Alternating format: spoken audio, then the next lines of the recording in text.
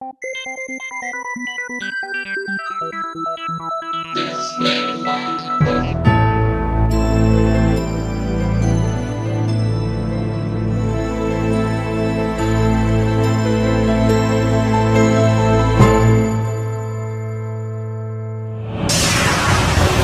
conexión directa con Víctor Camacho es 562-904-4822.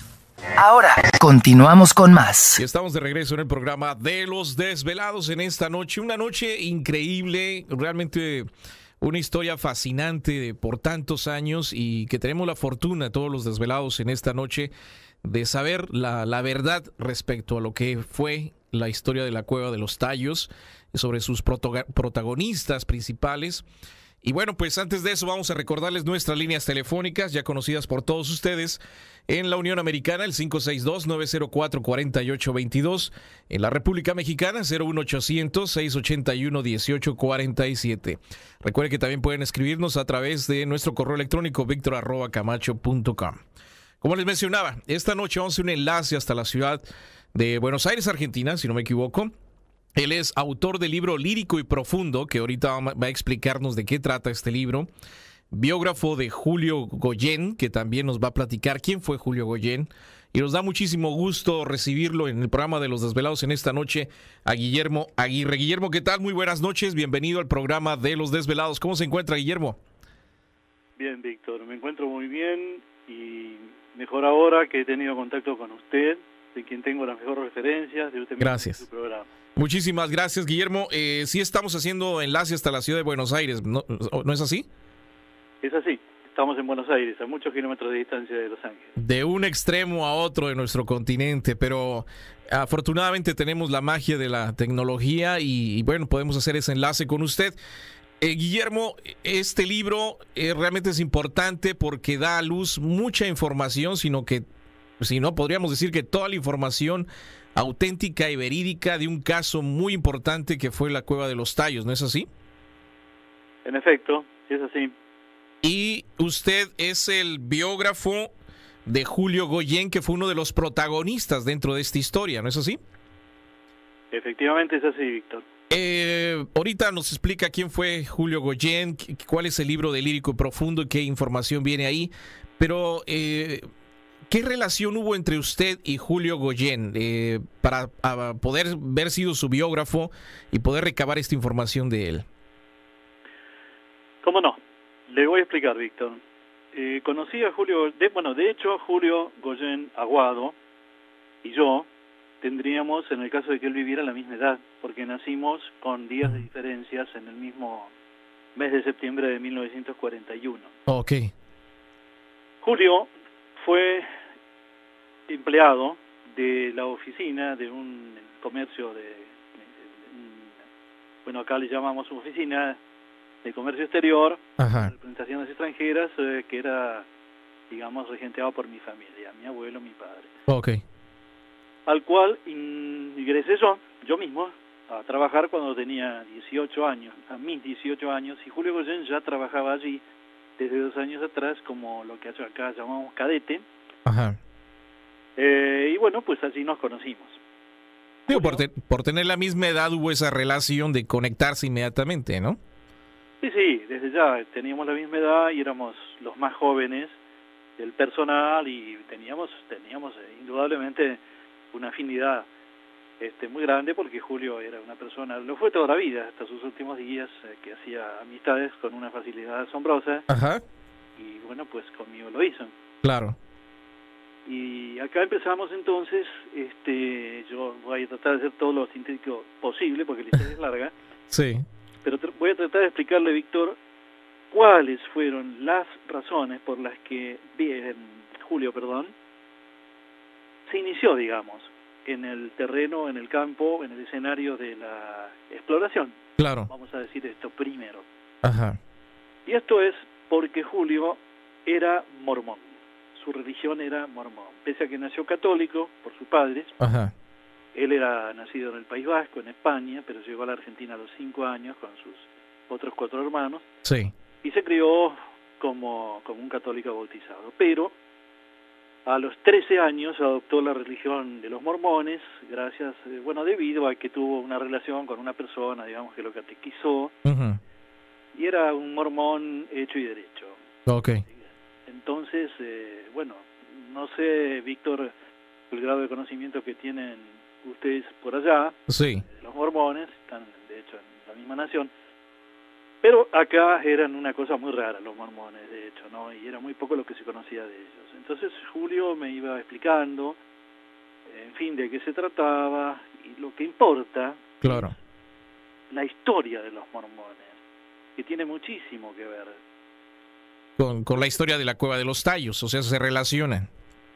Sí, se relaciona Ajá. mucho, porque los mormones sostienen que lo que ellos llaman el profeta, el creador de su religión, un tal Joseph Smith, Ajá. dijo haber recibido la visita de un ángel que le anunció que en un cerro próximo había ocultos unos, digamos, libros, Ajá. que más adelante se llamaron libros de Mormón, que solamente al parecer los vio Smith y unos 7 otros Testigos. testigos se llamaron, Ajá. y nadie los volvió a ver nunca, aunque se tiene noción de que, digamos, de qué trataban, qué es lo que decían y cómo estaban escritos. ¿Este era un libro en especial, diferente?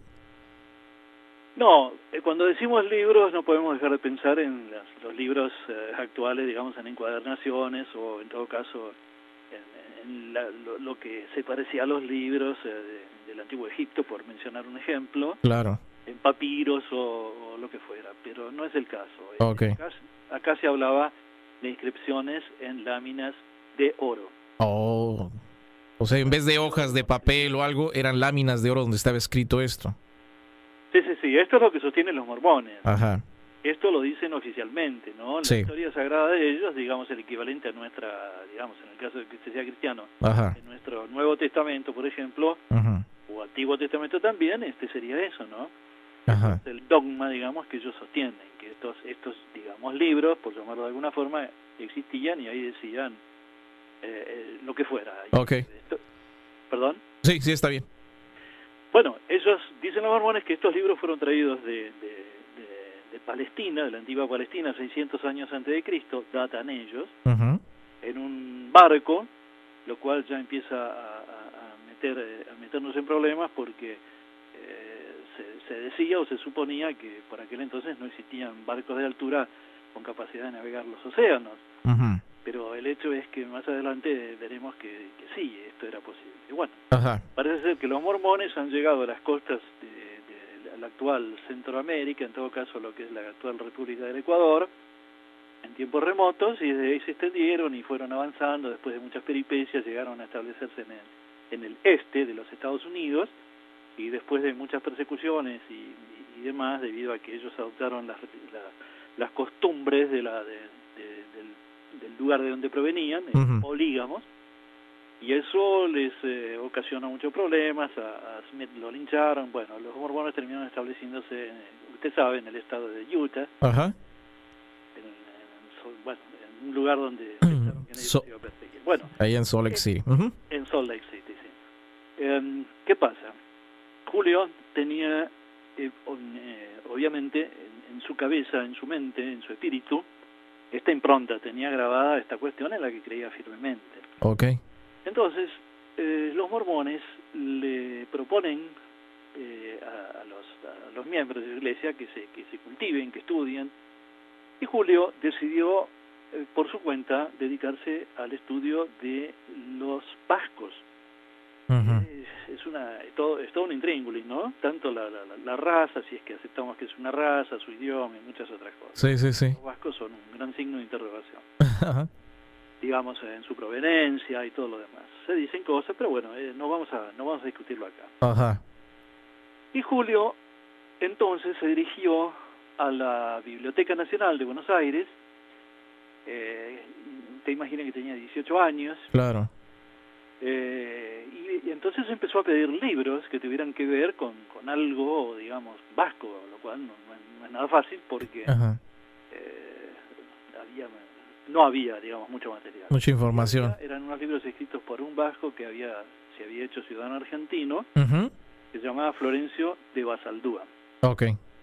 Este señor era un hombre de amplísimos horizontes, había sido, bueno, era ingeniero titulado, pero también era naturalista, era paleontólogo, era botánico, era filólogo, era una cantidad de cosas. Ajá. Había escrito unos libracos que Julio empezó a devorar, Wow. sin orden ni sin método. Él quería información de alguna manera, ¿no? Claro, y ahí encuentra que Florencio de Basaldúa tenía unas muy locas para aquel entonces, y tal vez todavía hoy, teorías acerca de la, digamos, transmigración.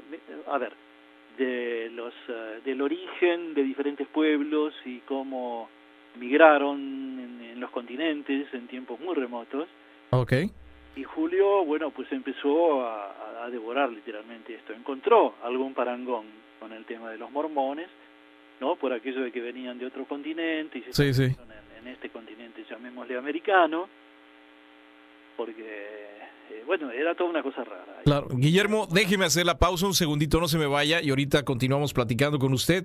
Guillermo Aguirre con nosotros desde Buenos Aires, Argentina, el programa de Los Desvelados, solamente aquí, a través de Desvelado Network. Sigue participando. Continúa contando tus historias aquí. En Los Desvelados con Víctor Camacho.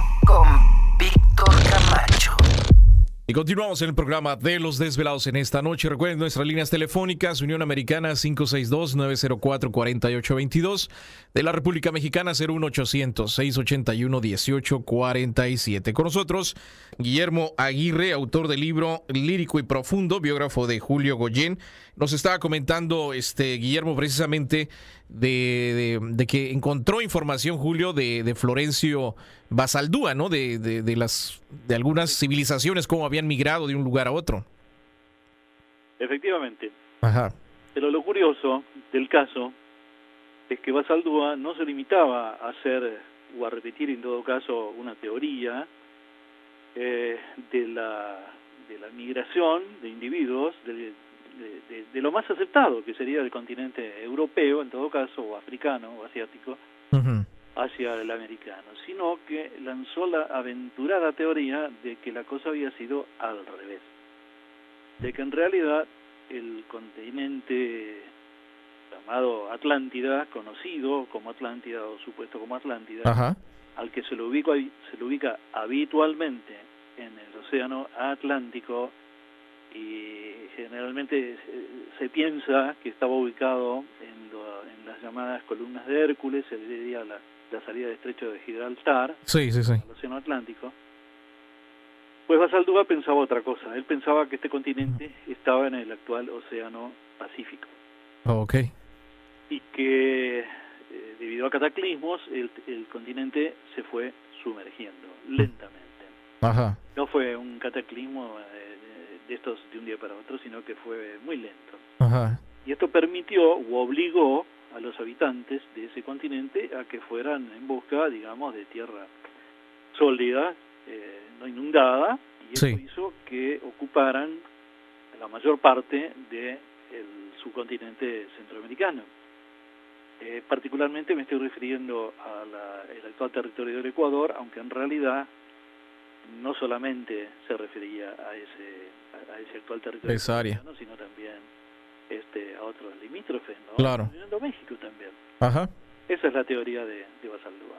Ok. Bueno, entonces, imagínense lo revolucionario de este concepto, porque él sostenía incluso que ellos colonizaron las altas cumbres de los Andes, que fue lo único que quedó, digamos que no quedó anegado, Ajá. las aguas, y esa sería la razón por la cual estas civilizaciones conocidas, los incas, los mayas, y otras más, Sí. se establecieron. Pero doy esas como ejemplos de los que de los que habitaron los puntos más altos. Claro.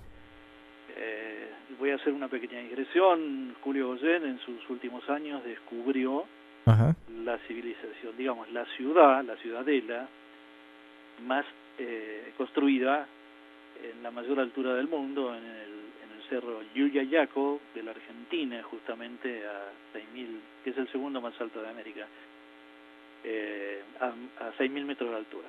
Bueno, entonces volvemos a que según Basaldúa, aquella gente se establecieron, y esta es la razón de esas magníficas construcciones en las alturas, justamente, los cultivos que usted conoce, terrazas y todo eso. Sí, sí, sí. No habría ninguna razón de que se haya hecho eso, porque lógicamente siempre la gente se establece históricamente, ¿no? En los valles. En los valles, no en las altas montañas, con todos los problemas que implica. Bueno, esta era la teoría de Basaldúa. Julio lo hizo suya, esta teoría de Basaldúa. Entonces, mire usted que venía a agregar a su condición de mormón, lo cual lo convertía en una persona bastante extraña, ¿no? Adherir a estas teorías que le estoy diciendo de Basaldúa. Ya esto era mucho más que extraño. Claro. Pues resulta que un día, como todos, él me iba contando día a día todas sus vivencias, todas sus cosas. Entonces, un día como otro, fue a la Biblioteca Nacional, pidió los libros de Basaldúa, pero no estaban disponibles, porque según le explicó la empleada, la bibliotecaria, los había solicitado otra persona. Ándale. Entonces Julio quiso conocer cuál era la persona que había pedido esos libros. Claro. La persona era Juan Morix. Ahí... Juan Morix era un húngaro. Sí. Que había llegado a la Argentina. La historia de Morix es bastante rara. Yo creo conocerla bien. No se conoce muy bien. Es una persona. Fíjese usted que se ha dicho que el libro La Hora 25 del rumano Virgil Giorgio habla de un personaje que se llamaba Moritz con TZ en lugar de CZ. Y parece que está basado el libro, quiero decir, en la vida de este hombre. ¿Sí? Que fue una persona perseguida, digamos, una víctima de la guerra. Estuvo en campos de concentración, tanto de un lado y de otro, de los alemanes, de los aliados, en fin. Parece ser que él, digamos, como dije antes, Giorgio había basado su personaje en Juan Morix. Juan Morix se llamaba Janos Morix, su nombre de bautismo era ese. El doctor Juan cuando se nacionalizó argentino. Y era un estudioso, también era un hombre de amplísimos horizontes. En ese entonces él prácticamente vivía haciendo exploraciones y buscando, encontrando y proveyendo a museos, ¿no? De objetos, de fósiles, de los objetos que habitualmente, digamos, existen en los museos, ¿no? De esto prácticamente vivía. Y bueno, él había leyendo, era un hombre que le gustaba leer mucho, tenía gran facilidad para los idiomas. Él conocía la antigua lengua magiar, que es la lengua de los remotos habitantes del actual territorio de Hungría. Digamos que los antiguos húngaros se llamarían magiares. Es una lengua muerta. Sí. La conocía.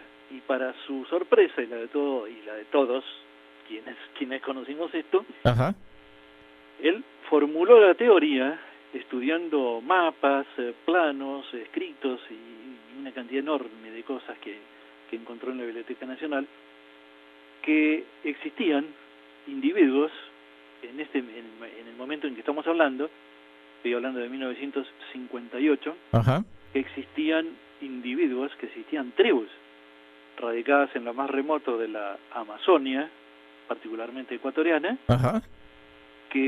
cuyos nombres, los nombres de los sitios, eran, según él, ¿no? Según Morix, de origen magiar. Entonces, por cierto, se lo comunicó a Julio, que creía firmemente en todo esto. Juntos empezaron, pese a que los dividía unos cuantos años, porque Julio era un joven. Más joven que Juan. Adulto, ya pasaba los 30. Pero el hecho es que entonces vamos a pasar, Víctor, rápidamente las páginas porque... No, es que la historia es muy larga y es muy interesante, pero bueno, el tiempo es el que nos come. Entonces, se conocen, Juan ve que hay una relación posiblemente con las tribus amazónicas ecuatorianas, con este lenguaje muerto en Hungría, en Bulgaria. En Hungría. En Hungría. Él era húngaro. Ok, y ahí empieza la relación entre Juan y Julio. Claro, esto se va profundizando y entonces llega un día en que Morix, digámoslo así, no resiste más y necesita ir a comprobar si efectivamente su teoría era correcta o si era un delirio. Ok. Entonces, asistido ya por el mismo Julio, porque tenía muy buenos amigos, estaba muy bien relacionado, Sí. lo asistieron económicamente, quiero decir, le consiguieron pasajes y todo lo demás, y un buen día, en el año 1965, Morris partió hacia Ecuador. Ok. ¿Y qué pasó? Solamente Juan. Juan Morris, solamente, Ajá. él solo. Él, de alguna manera, porque en la vida de Juan Morris se da una y otra vez Ujú. que las cosas que este hombre hizo, las hizo casi en soledad. Sí. Era un solitario para sus cosas, pero hay que entenderlo, Víctor, porque muchas veces noto que algunas personas se pueden preguntar, pero ¿cómo es posible Ujú. que se ha hecho estas cosas? Pero yo le voy a buscar Una explicación. las personas que descubren, las que han tenido suerte, está lleno, la historia está llena de personas que han descubierto tesoros. Ajá. ¿Puede creer usted que salen a los cuatro vientos a decirle dónde están, cómo llegar? Y No. no es posible. No, eso se lo callan, se lo guardan. Bueno, pero por supuesto. Ajá. Esta era la conducta de Morris. Bueno, él llegó allá, ahora esa tribu que efectivamente existe, se los conoce como, tienen varios nombres, pero se los conoce con salasacas, que según Morris es un viejo vocablo magiar. Ajá. Estos indios, estos indígenas, estas tribus, digamos, son muy diferentes a las tribus, al parecer, digamos, bueno, las más difundidas en la región. Sí. Estos hombres todas estas personas son mucho más altas, son de tez roja, cobriza, Ajá. pero más que cobriza, esto puede inducir a una equivocación. Definitivamente roja, y todos tienen ojos claros grises. Wow, qué interesante. Guillermo, déjeme hacer nuevamente la pausa y ahorita seguimos una historia muy interesante, la historia de la Cueva de los Tallos, la real historia de la Cueva de los Tallos y sus protagonistas. Regresamos con más a través de Desvelado Network. Para seguir escuchando más historias como estas, no le cambies porque Los Desvelados con Víctor Camacho ya regresan. Y seguimos en el programa de Los Desvelados en esta noche especial en la cual tengo la oportunidad de hacer un enlace hasta la ciudad de Buenos Aires, Argentina, con Guillermo Aguirre, autor del libro Lírico y Profundo, biógrafo de Julio Goyen. Y por supuesto la historia real o verdadera, auténtica de lo que ocurrió en la Cueva de los Tallos en Ecuador. Guillermo nos estaba comentando entonces que en 1965 Juan parte hacia Ecuador, conoce a esta tribu o estas personas indígenas y ¿qué sucede? Bueno, las conoce y siempre trato de evocar y tratar de reproducir cómo debe haber sido este momento. Sí. Él habla digamos, en forma bien inteligible, Ajá. en magiar. Él se dirige en una lengua muerta al cacique de la tribu, Wow. el cual le responde en la misma lengua. Oh, sí, ¿se entendieron? Perfectamente.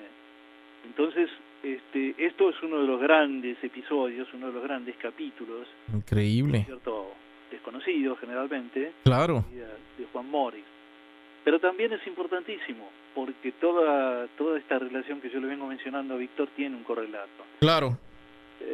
Como yo le dije a usted que Julio. Juan Ajá. que Juan Morris era una persona que estaba en permanente contacto con museos y todo lo demás, por Sí. tanto, él no desdeñaba y le interesaban lo que podríamos llamar genéricamente y muy ampliamente tesoros, ¿no es así? Ajá. Porque en el mundo de la arqueología, más de encontrar huesos, fósiles, Piedras, o lo que fuera, ajá, y flechas, usted sabe bien que de pronto se encuentran auténticos tesoros, ¿no? Claro. Metales preciosos, piedras y lo que fuera. Y Morris estaba familiarizado con ese tema. Sí. Entonces, él le pregunta a los caciques, a los jefes, si conocían algún sitio por allí, qué es lo que hubiera hecho cualquier persona, porque en tren de exploración, él como mínimo hubiera seguido los pasos de tantos que anduvieron por allí desde la época de la conquista española, claro, de todos orígenes, que procuraban por todos los medios encontrar dónde estaban ocultos los tesoros, cuya evidencia era notoria, porque los veían, los tocaban, tangible, ¿no? Sí, pues el famoso... Lo que nunca nadie pudo detectar, Ajá. descubrir, era dónde estaban guardados, dónde están guardados. Continúan estos tesoros. Bueno, pero es que esto es así, nadie puede decir se vaciaron, no hay más nada. Claro, claro. Bueno, en algún lugar tenían que estar. Entonces, conducido o autorizado en todo caso por estos salasacas, por estos magiares o como usted acepte que se llamaban, Ajá. Digamos, lo pusieron en contacto con otros indígenas que habitan la región cercana, que se los denomina genéricamente jíbaros. Sí. Son otra clase, es otra etnia, pertenecen a otra cultura totalmente diferente, y son los que viven en la región de lo que, siendo al grano, sería la Cueva de los Tallos. ¿Esta tribu de los jíbaros no son los que hacen las cabezas pequeñas, las reducen? Sí, desde ya, hasta el año 1962. Ajá. Se conocía, hay infinitos ejemplos de estas cabezas en los museos de ciencias naturales. Ajá. En Ecuador, por supuesto, tenían las mismas costumbres de tribus de las antípodas del mundo, ¿no? Los indígenas de Borneo hacían lo mismo, cazadores de cabeza, cazaban con cerbatana, con dardos envenenados, parece que fueran primos hermanos, y es una curiosidad más. Claro. Y efectivamente eran cazadores y reducidores de cabezas. Dicen las autoridades del país, de Ecuador, que en el año 1962 fue el último año en que, digamos, se encontraron cabezas reducidas, y que después, bueno, ya han habido políticas ahí de la nación, del país, en fin, en procura de que estas costumbres, digamos, no perduren, no perseveren. Ajá. Entonces, conoce a esta tribu. Conoce a esta tribu, y entonces esta tribu, por encargo de los otros, lo conducen a Juan a la Cueva de los Tallos. Y acá debo hacer un paréntesis, porque Ajá. acá siempre se habla, y digo se habla porque lamentablemente se habla mal, no se sabe de qué se habla, y se dice cualquier cosa, y se macanea, bueno, es un término argentino, no sé si usted lo... Ajá. Sí. interpretar, pero digamos, se falsea la realidad, se dicen cualquier cosa. Ajá. Pero la Cueva de los Tallos no es una cueva, sino que estamos hablando de un sistema de cuevas. Okay. Como los tallos, en definitiva, son unos pájaros, ese es el nombre común que tienen unas aves que viven en la región. Sí. Pero que en otros países, que también hay, se los conoce con otros nombres. Por ejemplo, en Venezuela se los conoce como guácharos. Uh-huh.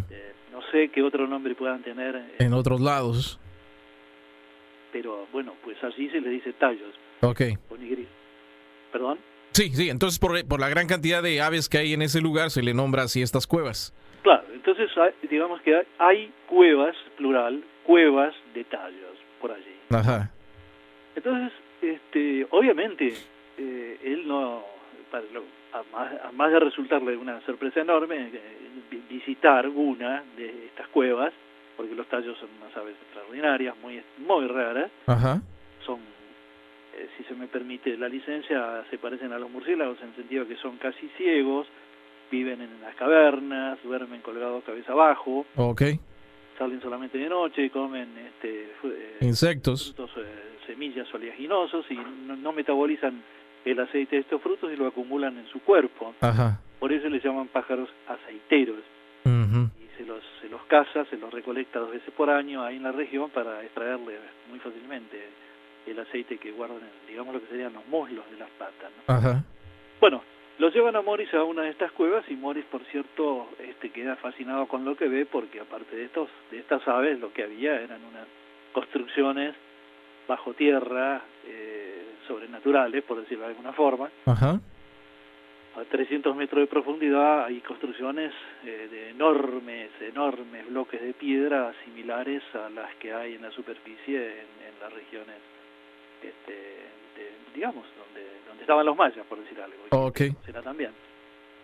Encontrarse con ese tipo de construcciones hechas indudablemente por el hombre a 300 metros de profundidad. Ajá. Es para poner, digamos, que los pelos de punta cualquiera. Claro, imagínense, o sea, es como una ciudad subterránea, por decir así.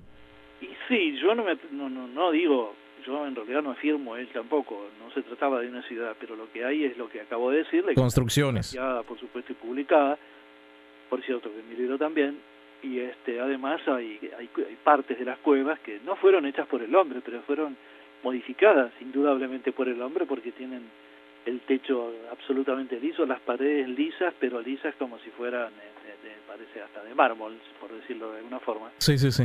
Y hay ángulos rectos, perfectos, ¿no? Que en la naturaleza, en las cavernas no existe. Claro. Bueno, Morris se encuentra con eso y entonces pregunta sobre otros temas, sobre tesoros y qué sé yo, y dada la influencia enorme que él ejercía sobre las personas, lo demás, lo conducen a otra cueva. En realidad, luego se conocerían 5 entradas en distintos lugares, incluyendo una en Perú, y se afirma que todavía hay una en Venezuela. Wow. Porque es todo un sistema, ¿no? Es todo un sistema de cavernas, lo cual no debe sorprender mucho a la gente, porque los iniciados en el tema de la espeleología, Julio luego fue un gran espeleólogo de clase mundial, saben muy bien que esto es cierto, ¿no? Que hay en Estados Unidos hay un sistema que tiene más de 1000 kilómetros, muy conocido, una atracción turística. Sí, sí. Entonces, en este caso, por ejemplo, este sistema de cavernas están conectados Perú, Ecuador, Venezuela y no sabemos qué más. Sí. Esto es lo que ellos afirmaban.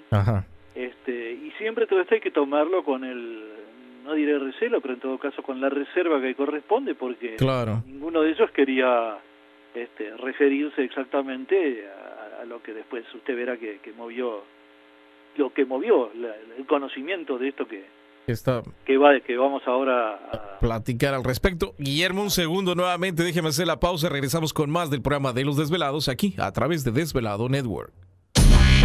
La conexión directa con Víctor Camacho es 562-904-4822. Desde México, 01800-681-1847. Continuamos con más. Esta noche, desde Buenos Aires, Argentina, tenemos con nosotros autor del libro Lírico y Profundo, biógrafo de Julio Goyen, y compartiendo con todos nuestros velados en esta noche la historia verdadera de las cavernas de los Tallos, de las cuevas de los Tallos.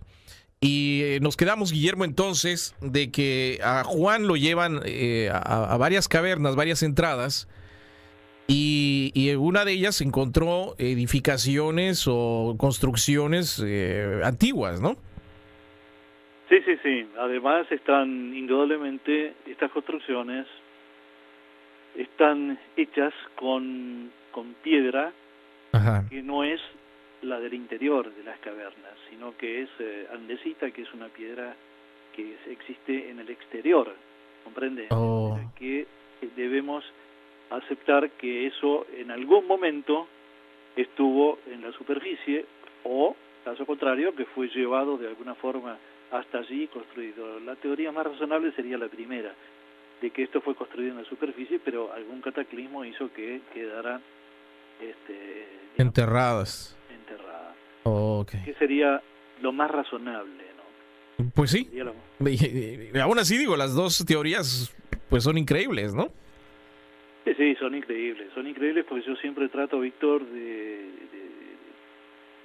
yo mismo lo he hecho muchísimas veces con el ejercicio de imaginar lo que puede sentir una persona que por primera vez se encuentra con esto, ¿no? Imagínese. Con eso solo ya, porque Juan venía de sorpresa en sorpresa. La primera era la confirmación de su teoría de que efectivamente en esa región había vestigios evidentes de que había habido ahí otra civilización,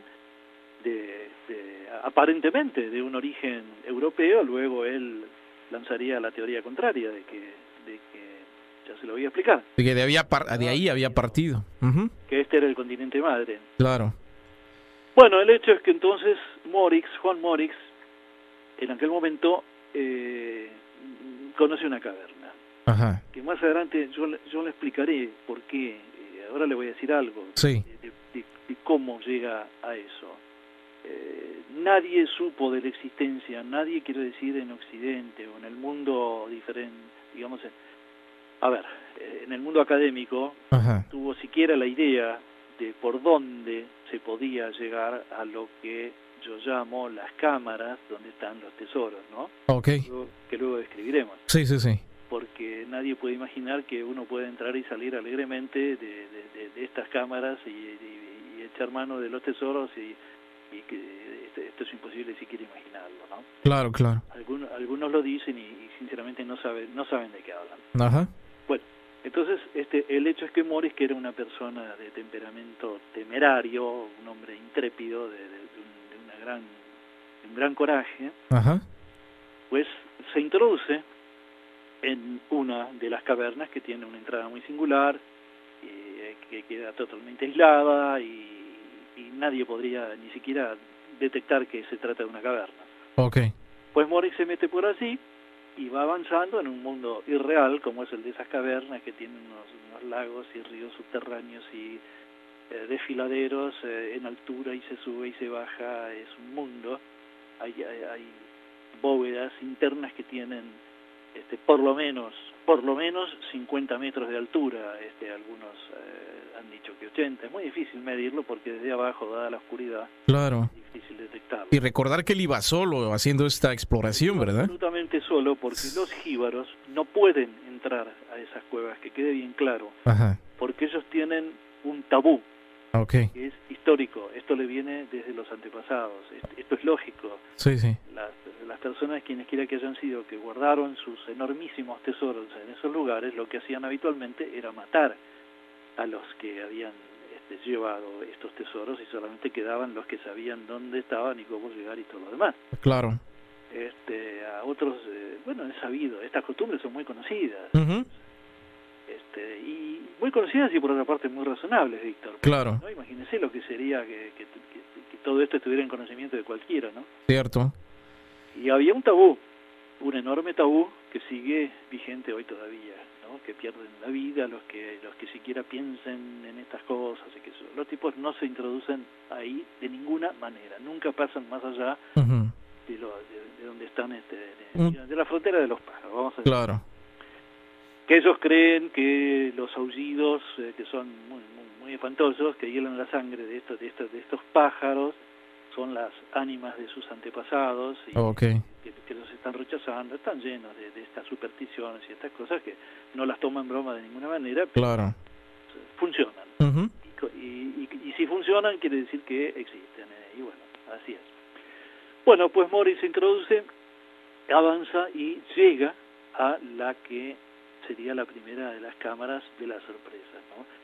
Ahí es un ámbito que tiene un orificio en lo que sería la cumbre, en la bóveda, donde luego se comprobaría que una vez por año, en el solsticio, dos veces por año, en los solsticios, por ahí entra un rayo de luz, okay, que cae justo sobre una mesa ritual, ahí parece que hubiera con 7 sitios, lo cual, imagínense, ya da la pauta de que ahí existían personas que utilizaban esto como un sitio ceremonial, ¿no? uh-huh. Y después, siguiendo unos recovecos muy extraños y apasionantes, llega a otra cámara donde hay él lo llamó en su momento, así se lo dijo Julio, lo llamó esqueletos. Esqueletos dorados, no dijo cuerpos, él llamó esqueletos. Ajá. Uno de los cuales, el principal, estaría en una especie de sarcófago, algo parecido a los egipcios, pero que es translúcido, como si fuera de cuarzo translúcido. Transparente, entonces. Y Julio dijo, y yo, Víctor, le pido que usted entienda que todo lo mío es testimonial. Claro. Yo no hablo por mí, yo no digo hay tal cosa ni tal otra. Yo digo, Morris y Julio dijeron, que fueron las dos únicas personas que yo conozco que estuvieron ahí. Claro, estamos escuchando lo que ellos dejaron y que usted tiene esa información y que lo está compartiendo con el resto de la humanidad. Es así. Ajá. Y es más, Guillermo, espéreme tantito porque nuevamente se nos acerca la pausa y continuamos. Interesante esta información de esta exploración que se hizo a la Cueva de los Tallos. Regresamos con más del programa de Los Desvelados, solamente aquí, a través de Desvelado Network. Para seguir escuchando más historias como estas, no le cambies porque Los Desvelados con Víctor Camacho ya regresan.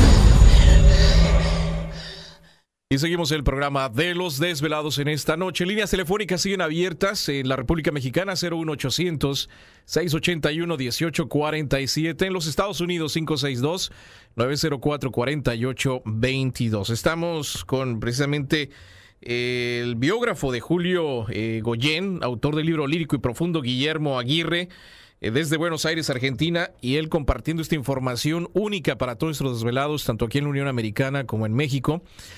Guillermo, se me hace increíble pensar eso. Entonces, un sarcófago transparente y dentro un esqueleto dorado. Sí, suena muy Indiana Jones, pero bueno, esto es así. Ajá. Esto es así. Después de esto, yo le voy a relatar lo mismo, porque, digamos, este relato le fue hecho por Juan Morix a Julio Goyen en aquel entonces. Claro. Pero luego, cuando Julio lo vio con sus propios ojos, lo relató exactamente de la misma manera, sin una diferencia de un punto ni una coma. Y bueno. O sea, estamos hablando de que esto es lo que vivió Juan en 1965. Sí, señor. Ok. Esto es así. Entonces, después de esto llegamos a la última de las cámaras, Ajá. donde ahí está el gran tesoro. Y esto es una cantidad muy grande, de cientos, tal vez miles, de láminas de distintos materiales, predominantemente de oro, con inscripciones de tipo jeroglífico, cuneiforme, por dar un ejemplo, ¿no? Sí, sí, sí. Son inscripciones que no han sido descifradas todavía.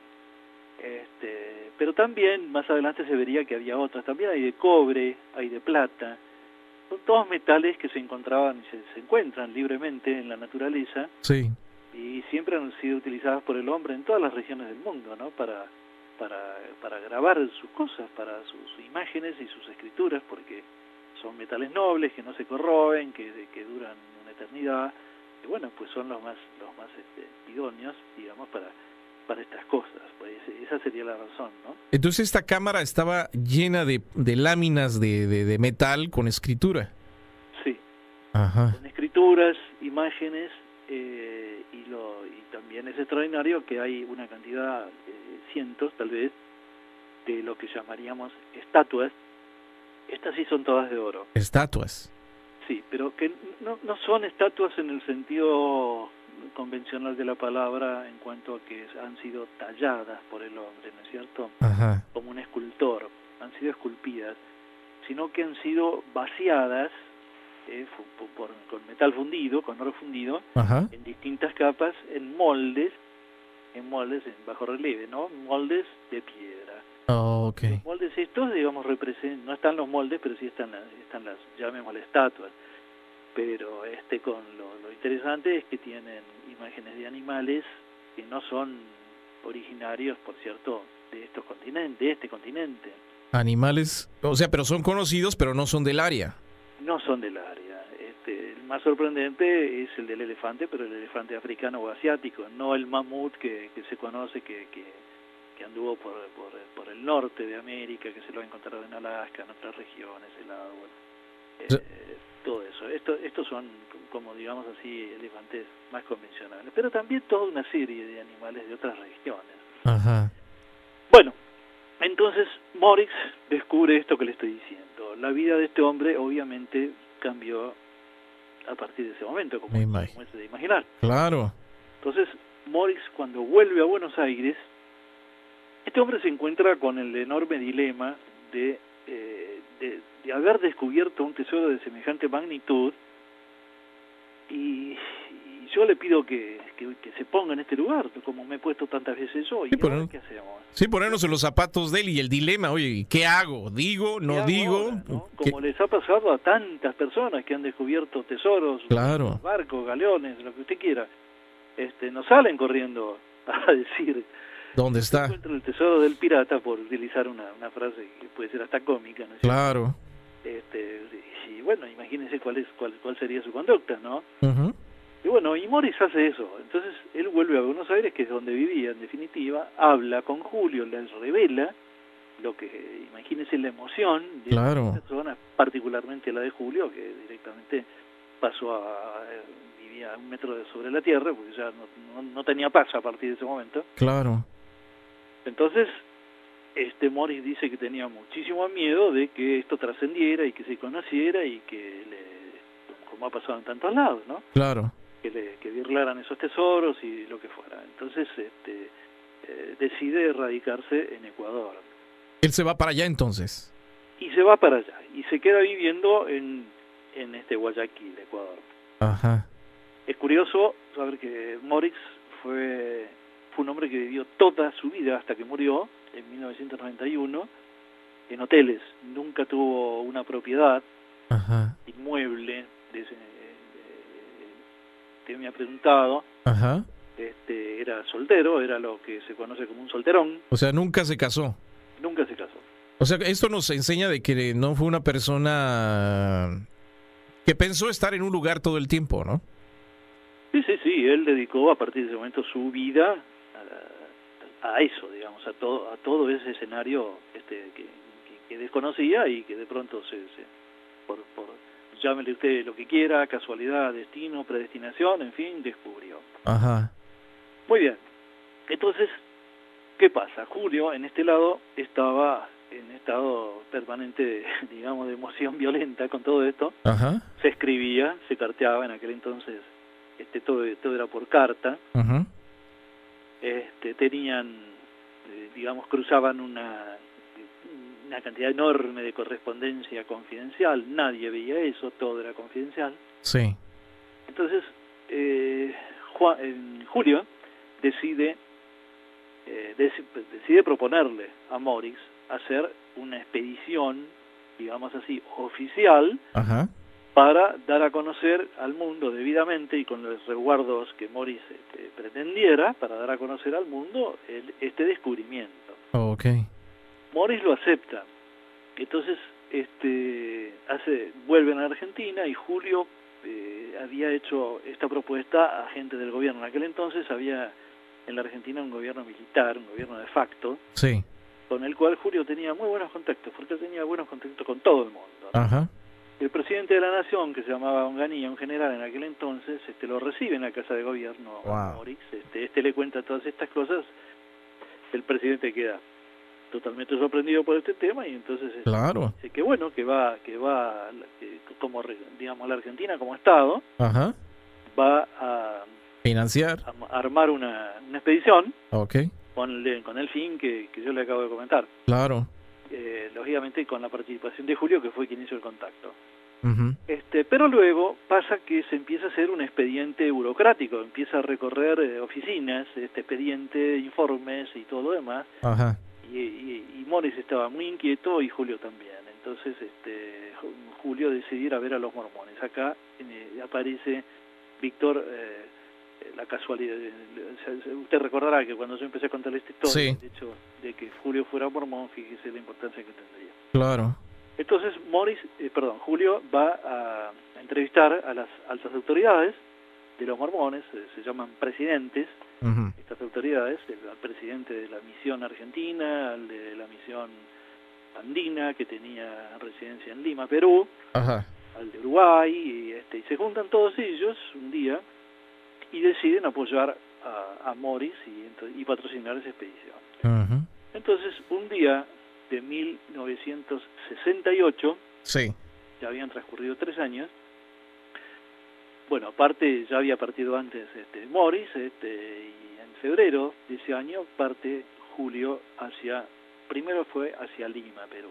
Ajá. Porque ahí se iba a encontrar con el presidente de la misión andina. Julio renuncia a su trabajo en la oficina, imagínese Víctor, Ajá. lo que fue para mi padre, que era presidente de la empresa, para claro, que los dejara. Compañeros, que una persona renunciara a su trabajo y partiera, vaya a saber a dónde y a qué. Claro, en medio de la selva, ¿no? A ver qué pasaba. Imagínese, Ajá. un oficinista de una ciudad, él contaba lo que le había contado a Morris de lo que era transitar por la selva, imagínese. Claro. Bueno, así fue. No había forma de detenerlo. Y ahí partió, se encontró con Morris en Quito, Okay. Ecuador, y ahí tenían que encontrarse con 2 mormones que iban a ser las personas designadas por la Iglesia de los Mormones para acompañarlos en la expedición. Juan no quería ninguna expedición multitudinaria ni nada, aceptaba solamente que fueran estas 2 personas. Ok, entonces iban a ser 4 en total. ¿Perdón? Iban a ser 4 en total los que irían en esta expedición. Iban a ser 4. Un segundo, Guillermo, nuevamente nos come el tiempo, pero regresamos para seguir platicando con Guillermo Aguirre en el programa de Los Desvelados, solamente aquí, a través de Desvelado Network. Los Desvelados con Víctor Camacho regresan con más en cuestión de minutos. No te vayas. Y seguimos el programa de Los Desvelados en esta noche. Líneas telefónicas siguen abiertas en la República Mexicana, 01800-681-1847. En los Estados Unidos, 562-904-4822. Estamos con precisamente el biógrafo de Julio Goyen, autor del libro lírico y profundo, Guillermo Aguirre, desde Buenos Aires, Argentina, y él compartiendo esta información única para todos nuestros desvelados, tanto aquí en la Unión Americana como en México. Guillermo, se me hace increíble pensar eso. Entonces, un sarcófago transparente y dentro un esqueleto dorado. Sí, suena muy Indiana Jones, pero bueno, esto es así. Ajá. Esto es así. Después de esto, yo le voy a relatar lo mismo, porque, digamos, este relato le fue hecho por Juan Morix a Julio Goyen en aquel entonces. Claro. Pero luego, cuando Julio lo vio con sus propios ojos, lo relató exactamente de la misma manera, sin una diferencia de un punto ni una coma. Y bueno. O sea, estamos hablando de que esto es lo que vivió Juan en 1965. Sí, señor. Ok. Esto es así. Entonces, después de esto llegamos a la última de las cámaras, Ajá. donde ahí está el gran tesoro. Y esto es una cantidad muy grande, de cientos, tal vez miles, de láminas de distintos materiales, predominantemente de oro, con inscripciones de tipo jeroglífico, cuneiforme, por dar un ejemplo, ¿no? Sí, sí, sí. Son inscripciones que no han sido descifradas todavía. Pero también, más adelante se vería que había otras. También hay de cobre, hay de plata. Son todos metales que se encontraban y se encuentran libremente en la naturaleza. Sí.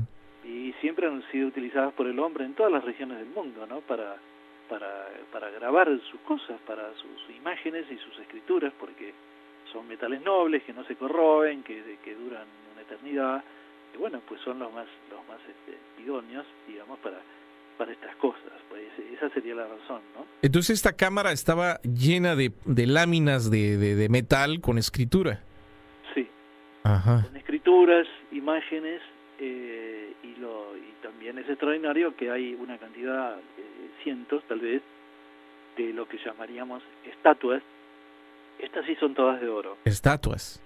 Sí, pero que no son estatuas en el sentido convencional de la palabra, en cuanto a que han sido talladas por el hombre, ¿no es cierto? Ajá. Como un escultor, han sido esculpidas, sino que han sido vaciadas con metal fundido, con oro fundido, Ajá. en distintas capas, en moldes en bajo relieve, ¿no? Moldes de piedra. Oh, okay. Los moldes estos, digamos, no están los moldes, pero sí están las, llamémosle, estatuas.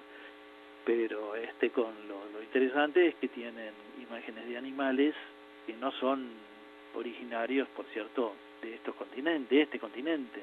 Animales, o sea, pero son conocidos, pero no son del área. No son del área.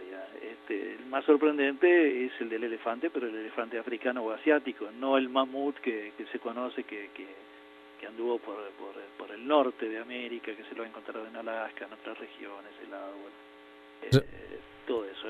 Estos son, como digamos así, elefantes más convencionales, pero también toda una serie de animales de otras regiones. Ajá.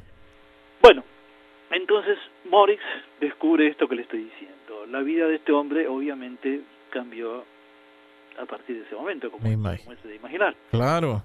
Entonces Morix, cuando vuelve a Buenos Aires, este hombre se encuentra con el enorme dilema de haber descubierto un tesoro de semejante magnitud, y yo le pido que se ponga en este lugar, como me he puesto tantas veces yo. ¿Y ahora qué hacemos? Sí, ponernos en los zapatos de él y el dilema, oye, ¿qué hago? ¿Digo? ¿No digo? Ahora, ¿no? Como les ha pasado a tantas personas que han descubierto tesoros, claro, barcos, galeones, lo que usted quiera, no salen corriendo a decir, ¿Dónde está? encuentro el tesoro del pirata, por utilizar una frase que puede ser hasta cómica, ¿no es cierto? Claro. Y bueno, imagínense cuál sería su conducta, ¿no? Ujú. Y bueno, y Morris hace eso. Entonces él vuelve a Buenos Aires, que es donde vivía en definitiva, habla con Julio, les revela lo que, imagínense la emoción de Claro. esta persona, particularmente la de Julio, que directamente pasó vivía a 1 metro sobre la tierra, porque ya no tenía paz a partir de ese momento. Claro. Entonces, Morris dice que tenía muchísimo miedo de que esto trascendiera y que se conociera y que, como ha pasado en tantos lados, ¿no? Claro. Que virlaran esos tesoros y lo que fuera. Entonces, decide radicarse en Ecuador. Él se va para allá entonces. Y se va para allá. Y se queda viviendo en Guayaquil, Ecuador. Ajá. Es curioso saber que Morris fue un hombre que vivió toda su vida hasta que murió en 1991 en hoteles. Nunca tuvo una propiedad Ajá. inmueble que me ha preguntado. Ajá. Era soltero, era lo que se conoce como un solterón. O sea, nunca se casó. Nunca se casó. O sea, esto nos enseña de que no fue una persona que pensó estar en un lugar todo el tiempo, ¿no? Sí, él dedicó a partir de ese momento su vida a eso, digamos, a todo ese escenario que desconocía y que de pronto por llámele usted lo que quiera, casualidad, destino, predestinación, en fin, descubrió. Ajá. Muy bien. Entonces, ¿qué pasa? Julio, en este lado, estaba en estado permanente, digamos, de emoción violenta con todo esto. Ajá. Se escribía, se carteaba, en aquel entonces todo era por carta. Ajá. Tenían, digamos, cruzaban una cantidad enorme de correspondencia confidencial. Nadie veía eso, todo era confidencial. Sí. Entonces, Julio decide proponerle a Morris hacer una expedición, digamos así, oficial. Ajá. Para dar a conocer al mundo debidamente y con los resguardos que Morris pretendiera, para dar a conocer al mundo este descubrimiento. Okay. Morris lo acepta. Entonces vuelven a Argentina y Julio había hecho esta propuesta a gente del gobierno. En aquel entonces había en la Argentina un gobierno militar, un gobierno de facto, sí, con el cual Julio tenía muy buenos contactos, porque tenía buenos contactos con todo el mundo, ¿no? Ajá. El presidente de la Nación, que se llamaba Onganía, un general en aquel entonces, lo recibe en la Casa de Gobierno a Morris. Le cuenta todas estas cosas. El presidente queda totalmente sorprendido por este tema y entonces claro, dice que bueno, que va como, digamos, la Argentina como Estado, ajá, va a financiar, a armar una expedición, okay, con el fin que yo le acabo de comentar. Claro. Lógicamente con la participación de Julio, que fue quien hizo el contacto. Uh-huh. Pero luego pasa que se empieza a hacer un expediente burocrático, empieza a recorrer oficinas, expediente, informes y todo lo demás. Ajá. Y Morris estaba muy inquieto y Julio también. Entonces Julio decide ir a ver a los mormones. Acá aparece Víctor, la casualidad. Usted recordará que cuando yo empecé a contar esta historia, sí, el hecho de que Julio fuera mormón, fíjese la importancia que tendría. Claro. Entonces Julio va a entrevistar a las altas autoridades de los mormones, se llaman presidentes. Uh-huh. Estas autoridades, al presidente de la misión argentina, al de la misión andina, que tenía residencia en Lima, Perú, ajá, al de Uruguay, y se juntan todos ellos un día y deciden apoyar a Morris y patrocinar esa expedición. uh-huh, Entonces, un día de 1968, sí, ya habían transcurrido 3 años, bueno, aparte ya había partido antes Morris, y en febrero de ese año parte Julio primero fue hacia Lima, Perú, ajá, porque ahí se iba a encontrar con el presidente de la misión andina. Julio renuncia a su trabajo en la oficina, imagínese Víctor, ajá, lo que fue para mi padre, que era presidente de la empresa, para Claro, que los dejara. compañeros, que una persona renunciara a su trabajo y partiera, vaya a saber a dónde y a qué. Claro, en medio de la selva, ¿no? A ver qué pasaba. Imagínese, Ajá. un oficinista de una ciudad, él contaba lo que le había contado a Morris de lo que era transitar por la selva, imagínese. Claro. Bueno, así fue, no había forma de detenerlo. Y ahí partió, se encontró con Morris en Quito, Ok. Ecuador, y ahí tenían que encontrarse con dos mormones que iban a ser las personas designadas por la Iglesia de los Mormones para acompañarlos en la expedición. Juan no quería ninguna expedición multitudinaria ni nada, aceptaba solamente que fueran estas dos personas. Ok. Entonces iban a ser 4 en total. ¿Perdón? Iban a ser 4 en total los que irían en esta expedición. Iban a ser 4. Un segundo, Guillermo, nuevamente nos come el tiempo, pero regresamos para seguir platicando con Guillermo Aguirre en el programa de Los Desvelados, solamente aquí, a través de Desvelado Network. Los Desvelados con Víctor Camacho regresan con más en cuestión de minutos. No te vayas. Y continuamos en el programa de Los Desvelados en esta noche con esta extraordinaria historia de la Cueva de los Tallos. Precisamente Guillermo Aguirre, autor del libro Lírico y Profundo, está con nosotros compartiendo esta información por primera vez en esta parte del continente americano. Guillermo, entonces, se reúnen estas 4 personas en Quito para empezar la investigación en 1968. Sí. Ok. Así es. Los dos mormones eran el presidente de la misión andina, como le dije, que tenía radicación en Lima, Perú, Ajá. que se había llegado hasta ahí, se llamaba John Avril Jesperson, y el otro, que también era norteamericano, estadounidense, se llamaba Robert Wells, era el gerente de un gran banco estadounidense con sede en Quito, Ecuador. Ok. Bueno, ¿qué pasa? Morris era muy desconfiado, no estaba muy a gusto Sí. con lo que tenía por hacer. Luego diría que desconfiaba de las intenciones de estas personas. Ajá. Y por casualidad, gracias a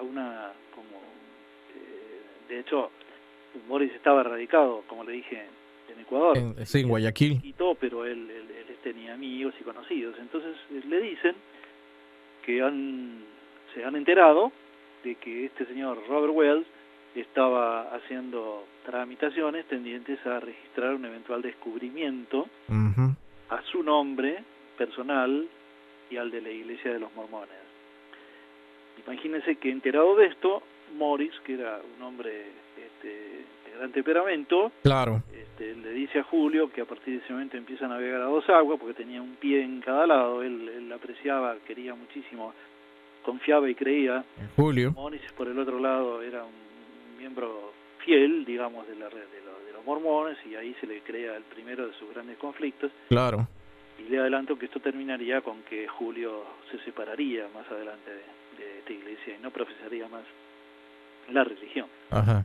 Pero en ese momento sí lo era.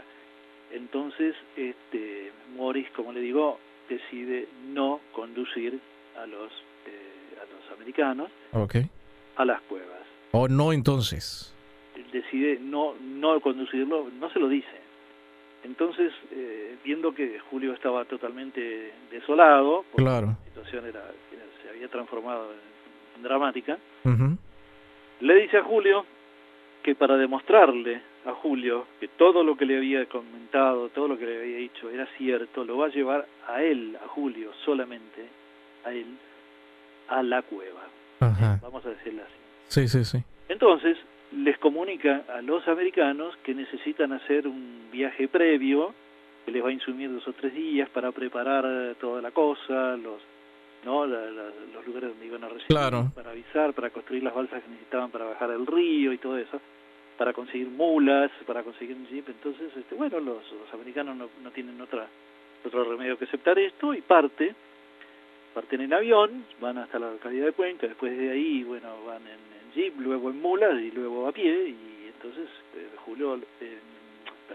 Juan Morris lo condujo a Julio primero a la cueva que le describí anteriormente, o sea, esa en la que hay estas construcciones. Ajá. ¿Esa no es la que sale en la fotografía? La que como que tiene una entrada, Esa, digamos, es la más conocida, ¿no? Sí. La que se hizo bastante célebre, digamos así, ha sido reproducida, por cierto que sin permiso de nadie, pero bueno, lo han reproducido y seguirán reproduciendo todo el mundo, porque acá el copyright, como usted verá, no funciona mucho. Bueno. Ajá. Entonces, el hecho es que en aquel día de 1968, Morris lo lleva a Julio al lugar que yo le dije. Claro. Vamos a llamarla la entrada secreta, que todavía, según mi conocimiento, no es conocida por nadie. Ajá. Lo lleva y le muestra todo lo que yo le dije anteriormente. Claro. O sea, el sarcófago, el tesoro de las láminas de oro.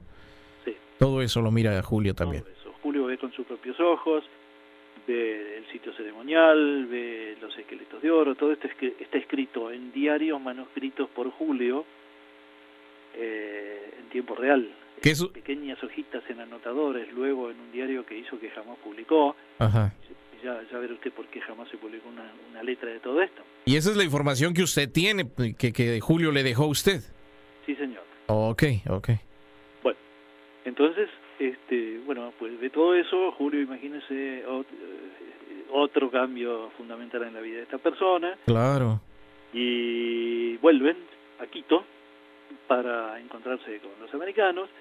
Ahí tenían que tomar un vuelo de línea, luego una avioneta que habían rentado, hay mal tiempo, entonces Wells decide no ir, ya se dio cuenta que la situación se había puesto rara, el ambiente estaba muy feo. Ajá. Particularmente con Morris, luego lo dirían, porque yo también tengo el diario de los mormones, tengo el informe original producido por Jefferson, las autoridades de la iglesia. Ok. Donde dicen, imagínense, la misma historia contada desde dos ángulos diferentes, ¿no? Claro. Bueno, el hecho es que entonces, bueno, ahí lo lleva Morris nuevamente a la primera caverna. No sé si usted me está siguiendo bien, Víctor. Sí. Para mostrarle la existencia de una caverna, de la cueva de los tallos, las construcciones esas de que hablábamos, todo eso, ¿no? Uh-huh. Y cuando Jefferson le dice, bueno, a ver, ¿dónde están los tesoros? Usted imagine los diálogos que se pueden haber producido en ese momento. Claro. Yo los tengo transcritos perfectamente, pero vamos a imaginarlos. Ajá. Juan le empieza, digamos, a buscar excusas para no hacerlo. Dicen que necesitan más tiempo, que tienen que ir río arriba, luego dice río abajo, que las balsas, que la lancha, en fin, empieza a decir. Después se explica claramente que era porque no quería hacerlo. Tampoco lo quería dejar a Julio, si no los hubiera mandado directamente, ya sabe usted a dónde, pero lo que pasa es que lo hacía por Julio. Claro, por lo menos que vieran la entrada de la primera cueva. Claro. Ajá. Entonces el hecho es que llega el momento en que tienen que volver. Esto duró unos pocos días, unos 7 días en total de ida y vuelta, y bueno, vuelven cada uno por su lado.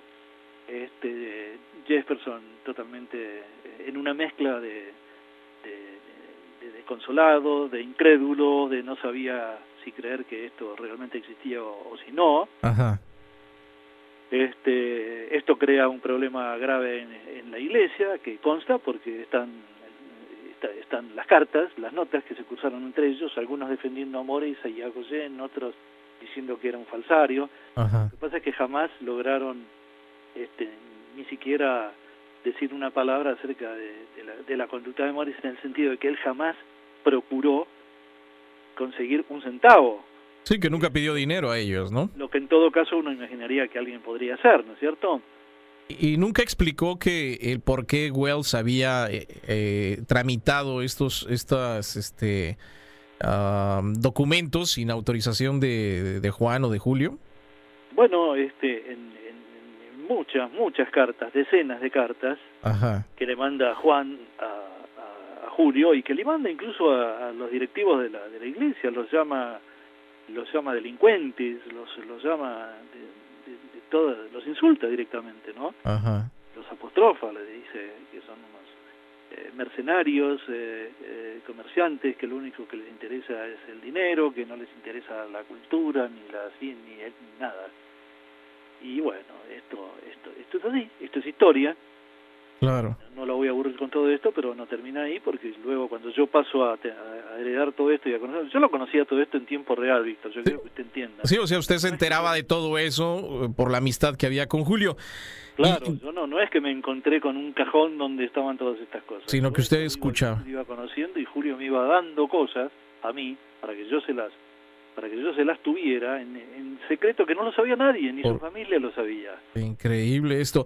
Guillermo, el tiempo es el que se nos termina, pero ¿dónde la gente puede encontrar más información de eso? Esto continúa, vamos a seguir con la historia, porque aquí pues todavía queda mucho más que platicar, ¿no es así, Guillermo? Sí, desde ya. Yo le agradezco mucho que usted me dé la oportunidad y a mi vez yo quiero, usted va a ver más adelante que ahí en California hay un protagonista, ¿no? También de todo esto. Ahorita, ¿cuál es la página donde la gente puede entrar para mirar más información de esto, Guillermo? Muy bien, la página es www. En inglés, estas dos palabras juntas, Deep Gold, como profundo oro profundo, deepgold. Ajá. .com.ar. Ok, deepgold.com.ar. Ahí pueden encontrar también cómo obtener el libro Lírico y Profundo, ¿verdad? Sí, porque este libro está editado en versión digital, de manera que se puede conseguir en cualquier parte del mundo. Perfecto. Guillermo, no nos despedimos. Vamos a seguir con esta historia porque es importantísimo lo que realmente ocurrió en la Cueva de los Tallos. Yo quiero agradecerle por estar con nosotros en esta ocasión y dejamos la segunda parte para otro día. Cómo no, con mucho gusto. Guillermo, muchísimas gracias. Un abrazo a la distancia. Guillermo Aguirre, autor del libro Lírico y Profundo, biógrafo de Julio Goyen, el programa de Los Desvelados, solamente aquí, a través de Desvelado Network. Sigue participando. Continúa contando tus historias aquí. En Los Desvelados con Víctor Camacho.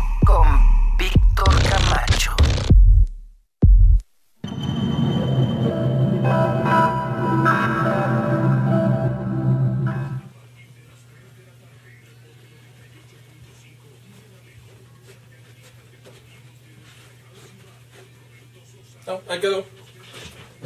Ya si se cae lo ponemos.